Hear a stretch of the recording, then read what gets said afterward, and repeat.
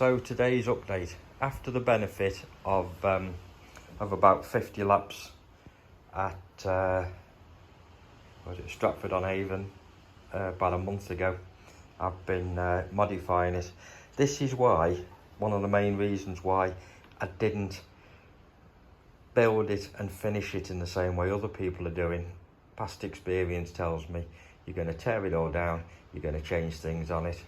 It's a development project, and as such it's bolted together to be taken apart, readjusted and rejigged. The seating position wasn't comfy. You can see I've moved it back, moved the whole box back, moved the bottom back rail back, gives me more room. I've got the footrest there, so my brake foot's got somewhere to go instead of holding it in the air away from the brake pedal. And I'm in the process of putting wider wheels on the back. I'll just go through in a little bit more detail, and yeah, don't spend too much time and effort finishing your car like 100% production car and then have to spend the next few weeks of your life tearing it all back down again to put it back together because something just isn't quite right. We've fitted a footrest onto the side, so my brake isn't, my left brake foot isn't resting on the pedal, or I'm having to hold it on an uncomfortable angle to stay off the brake pedal. So we've put the footrest on there, and what we've done here, we've moved the seat back. You can see from the holes here how far back we've moved the seat. I just need to drill through there, same on the other side, and put another riv nut in there to hold it in place. Previously, my knee was bent up like that, and trying to hold that leg in a bent attitude while bouncing around and not resting it on the brake pedal was uncomfortable, to say the least. So what I've done, I've moved the seat back and I've put a footrest, as you see on the side there. So now with this seat in this position, I can put that knee flat and that leg flat. So it takes the discomfort out of it, and the other foot I can still get full throttle with.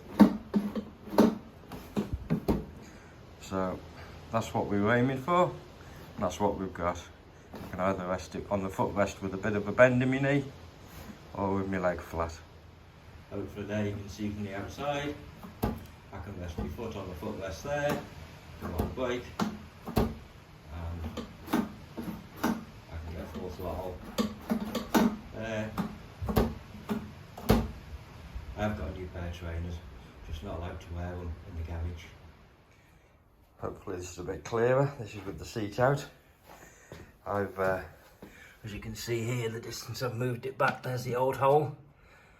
So I've redrilled and positioned that, put a new riv nut in there. It's gone back 1 3/4 inches. I've moved the seating back 1 3/4 inches. The bottom of the backrest was glued on there, I've knocked it off, repositioned it there, and we can still get the angle from there, coming up past there, resting against these stops on the top here. That's as far back as it can go. I've had to cut a bit more out over the chain and the disc, so I've got clearance on those there, and now it's a bit more comfortable for me. I'm 5'7", so this is like the perfect position for me.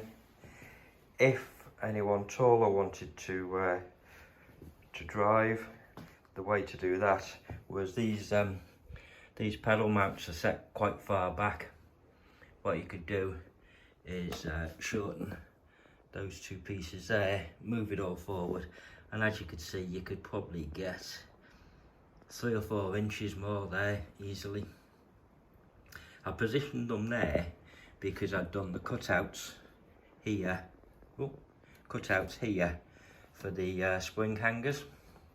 as the chassis is a bit narrower there, so I'd cut this out to accommodate the leaf springs that come up here, and I'd position the foot pedals level with the rear of the leaf springs, which kept everything well clear of the steering, which I wanted set at that height so that my links were at the right height and I didn't get bump steer. So my steering rack needed to be at that height for these to be at the right height here, and then I brought the pedals back, giving plenty of space for the master cylinder and the reservoir, but it made it into a short person's kart. It could be done to make it for taller people quite easily. There is space there, as you can see. I don't need it, but at least now basically almost anyone could drive it and just get a feel of what it's like. The tank's still going to fit over the top. It's closed the gap up a bit here, which will be aesthetically be better. I still want to chop the exhaust pipe off here, rotate it down so the exhaust pipe is pointing down and not sticking out like, well, doesn't need to be sticking out like that, does it? We could make it all nice and tidy at the back, better for aesthetics. The other thing I've still got to do, as you can see here, with my wheel vent, I've put a wider rim on this side. I've got another wheel rim to go on that side, in the box over there, next to the one that I buckled the other week in a mole tunnel. So that will give stronger wheels on the back at 6.4mm wide, and then I can run the 1.4mm, 1.6mm wide, and I can run the 1.4mm wide wheels on the front of the cart, which is slightly lighter and narrower, and they don't have anywhere near the same weight as me sat on the back of them and the engine, and it's not sliding the same. So hopefully the front wheels will last on the front and the rear wheels will be more up to the job on the back. Failing that, I'll just put all new wheels all around on the wider wheels. So that's how we're progressing. That's what we've been up to. It's sort of ready for its next run. We've picked up a steering wheel and are now on eBay. So that'll be better. Need to make that go on there, bit bigger, bit more in period. Need to cover it with plywood, sand it all down, either varnish the plywood or wrap it in cord to make it look more period. But yeah, that popped up for sale, so get it while you can. I'll probably do that over the winter. Right, thanks for watching if you got this far. It's not really much else to do to it now, but just so you can see how much this build has changed. My original build, that piece there was up against here. Then I found with the dashboard I couldn't get in and couldn't bend my knees around the dashboard very well, because my bum and my upper leg was longer than the distance between them two. So I moved it back to there so that was here and it finished here. So I moved it back about 3 inches. I've now moved it back a further 1.5 inches to get a bit of, so I can straight leg inside, and it's a lot more comfortable to sit inside. That's the benefit of a bit of track time. So, the bit you've all been waiting for.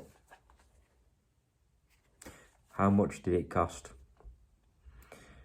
I'll read through this. I'll put a screenshot at the end. So, glasses on.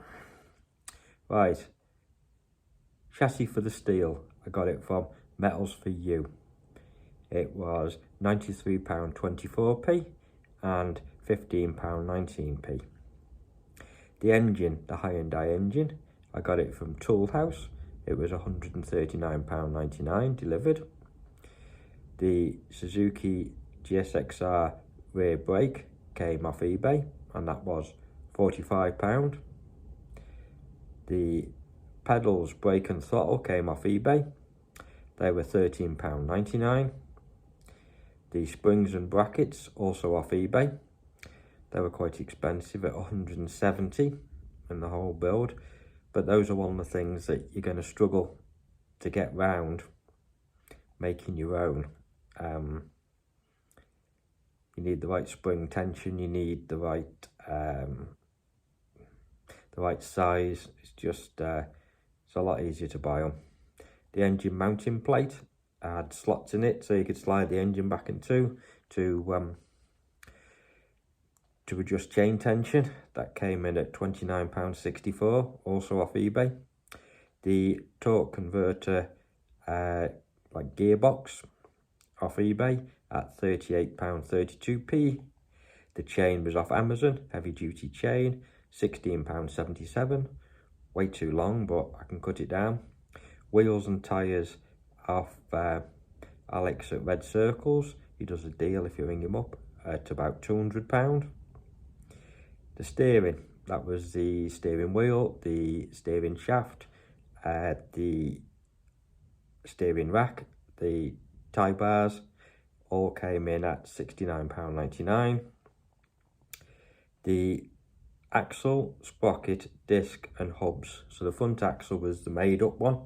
I got the luxury one with the ball race bearings in it. I got everything done, all the Ackerman angles and everything would all be set up right. So the axle for the go-kart axle, all brand new, all off Gemini carts. Great service, £309.58p. The seat tub was made out of 3/8 plywood, which I had left over from the jig that I jigged up the chassis with. Here we go. At that point, this cart's drivable. Then we start going into the alloy sheet and steel box section. I had to buy more of that from Metals for You to clad the front of the car with, and that was £118.64. So if you had a cheap supply of alloy sheet, like an old static caravan or something you could rip apart, you're going to save £100 there. Throttle springs, when I did the Governor Delete, I bought 2 little throttle springs. You only need one, and it bypasses all that Governor mechanism off eBay. There was 2 of them, you only need one, but they're £3.60. Brilliant little bypass to sort out your throttle linkage. Quick release steering column. It's easier to get in and out the cart if you can take the steering wheel off, push the little buttons, pull the steering wheel out of the way. That was £13.13p off eBay. They hold the aluminium sheet cover on the nose cone. I used 2 large gentleman's leather belts that I got off Amazon. They were the extra XXX large ones, because it's a long way round, to be honest. It surprised me how long they had to be. And they were £21.98p for the 2 belts to hold the front on. The seat and trim, so the seat cloth, the padding that went in, the seat cushions, the padding, all came off Amazon again, and it was £48 to get the seats trimmed. Did it myself with the help of my wife. Then we went to tuning the engine. The removal of the governor cost you nothing, basically, and that was the biggest advantage. I also went for carbs, filters, exhaust off Amazon, and I also bought separately £18 valve springs off Amazon, together to put the upgraded larger carb, the filter and exhaust, and the valve springs all together came to £87. So it's quite a cheap tune up, but again, you know, it's nearly £100 more that you don't have to spend. The steering shaft had 2 pillow bearings They're like clamp on with the bearings, like you've got the back axle mounted with. And a pair of them to hold the steering shaft was £10.69 for the two. So that gives us a grand total of, drum roll, £1,443.95 is what I'm in this cart for. There's possibly, there's nothing significant else that's been added. There's maybe some circlips or some washers, some P-clips, a little switch for the ignition. You know, it's like pennies. Could I have built it cheaper? Yes. I reckon I could probably build one with a new engine, new wheels and tyres. Second-hand go-kart for round about the £800 or £900 mark, with without too much stress, if I bought a second-hand go-kart and scavenged a bit more, spent a bit more time over it. But that wasn't the plan. If you watched the first one, I explained I'm going to use new bits. I'm just going to get this sorted. I'm going to make it as basic and as light as I possibly can. And that's where we're at. This is probably going to be my last video now in the build series. So I think we'll draw a line in the sand with this. I'll upload a few when I go racing again and stuff, if you want. And if you've made it this far, fantastic. Give us a thumbs up and subscribe. And we'll see you next time. Get building. That's all I can say. Worth it.